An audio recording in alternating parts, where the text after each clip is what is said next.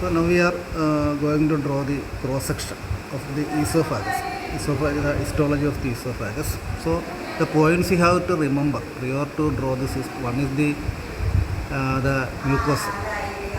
Mucosa, we can see that it is stratified, squamous, non-keratinized epithelium. Stratified, squamous, non-keratinized. So that is one point. Second one is muscularis mucosa, that is predominantly longitudinal.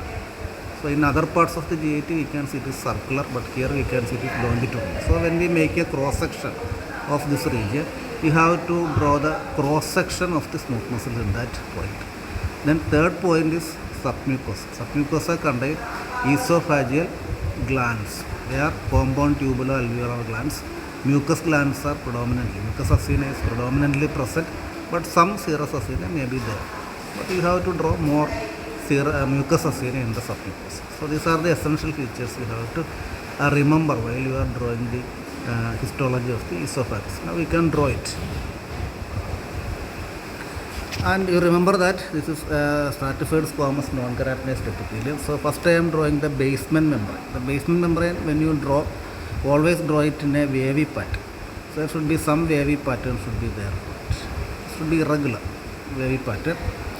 And inside, the interior of the esophagus is having longitudinal mucosal foldings to indicate that the superficial surface or the luminal surface of the esophagus you have to indicate by a dotted line, a faint dotted line. When you are drawing that, that should also have some depression like this to produce that longitudinal folding upwards. In between these two lines we have to draw the epithelium. So first, nearer the epithelium basement membrane, we have to draw the typical columnar cells, that's the basal cells we can see.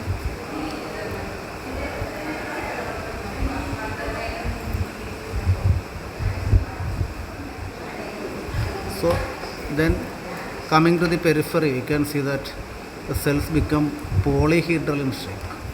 They are polyhedral cells. So I am not drawing the entire width, I am stopping here. So we have to draw the polyhedral cell. So you see the method of drawing this. The polyhedral cell, they are not hexagons or anything like that. You can see that they have different shape, but overall shape is polyhedral. Different faces are there for these cells. And approaching more peripherally, we can see that the cells are decreasing in width and they are more and more getting flattened.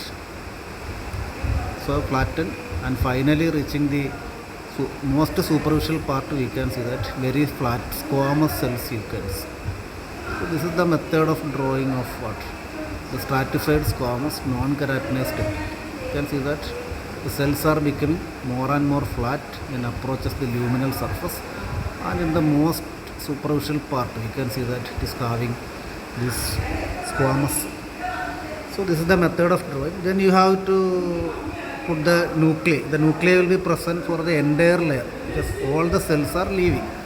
So in the basal cell we can see that the nuclei are typical that of the columnar cell, elongated nuclei that is perpendicular to the basement membrane, you can see it. And coming to the next generation of cell, we can see that the polyhedral cell, they are more or less rounded nucleus. You can see the rounded nucleus. And coming to the upper part, we can see the nucleus becoming again flattened. Nucleus become flattened. And coming to the superficial layers, we can see they are more and more flattened. So this is the method of putting nuclei for what? Nuclei for the esophageal epithelium. Next we can see there will be a lamina propria. The lamina propria is present just deep to this basement membrane. The lamina propria is actually containing fine collagen fibers and small capillaries may be there.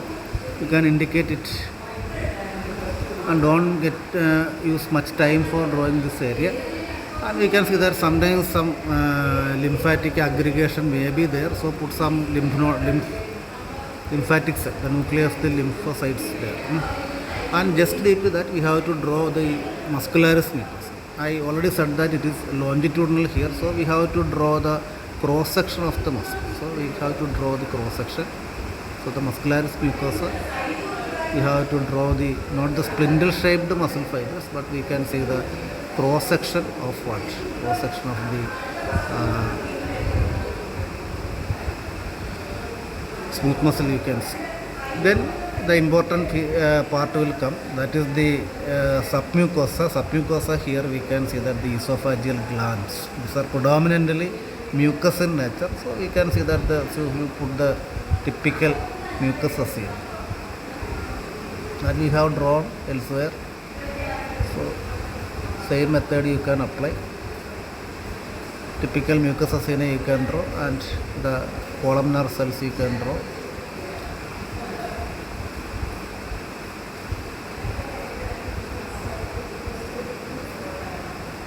So as it is mucus acina, don't get much color for this. Draw it lightly with your US symbols.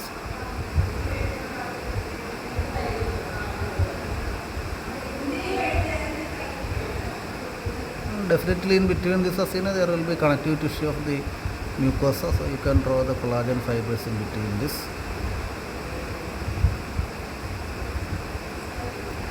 Then put the nuclei. I always remember that these nuclei are flattened nucleus, basal to the cell. Like this you have to put the nuclei. So this is the method of drawing the esophageal submucosal glands. So in duodenum also these are mucus glands. Tendalum mucus and tendally it is present in the submucosa, but in duodenum we will call it as Brunner's gland. Here it is not like that, it is esophageal glands. And after this we have to draw what? Draw some some more connective tissue to cover this area well, and below that or periphery to this we have to draw the muscularis externa. Muscularis externa, when you draw the muscularis externa, you can draw the smooth muscles, inner circular and outer longitudinal, but you have to remember that in upper 1/3 of the esophagus this will be skeletal muscle. Skeletal muscle, but don't draw the skeletal muscle, you can draw the smooth muscle. So we are drawing the esophagus as the middle part, so you can draw it, but the inner circular layer. So longitudinal, the spindles of muscle fiber you can see, muscle spindle you can see. So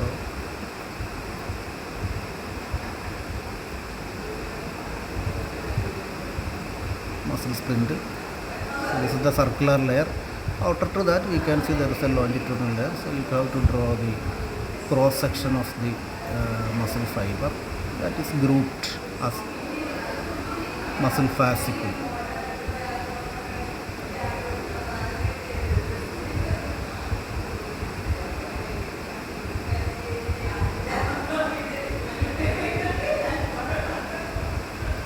Definitely in between this also we can see the connective tissue fibers, and remember that the thoracic part of the esophagus is not having serosa. There is no mesothelial lining for it, but we can see the outer part is gradually merging with the connective tissue of the adjacent region, and this part is called adventitia. It's called adventitia. So instead of serosa we can see there is adventitia, which may contain the blood vessels which have to supply the esophagus.